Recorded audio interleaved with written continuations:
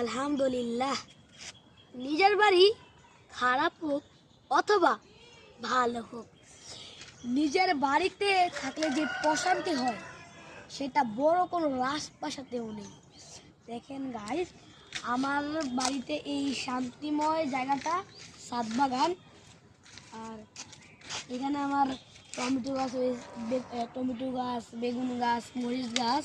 আকর্ষণীয় বিষয় এইখানে গাইস, আমার কাছে কত সুন্দর সুন্দর গাঁদা ফুল গাছ, এই যে আর এখন বিচে আরো বানাইতেছি, এই যে এখানে গাঁদা ফুল গাছ, তারপরে বোম্বা মরিচ গাছ, তারপরে এই বোম্বা মরিচ গাছ, এই যে বোম্বা মরিচ ধরেছে, এই যে দেখেন গাইস, এই যে কার কার পছন্দ বলবেন। তারপরে এই যেখানে ধনিয়া গাছ অল্প কটা, এই যে আমার মরিচ গাছ, এখানে পেঁপে গাছ, এই যে আমার ছোট ছোট মরিচ গাছ, আর এখানে আমার পেঁপে গাছ।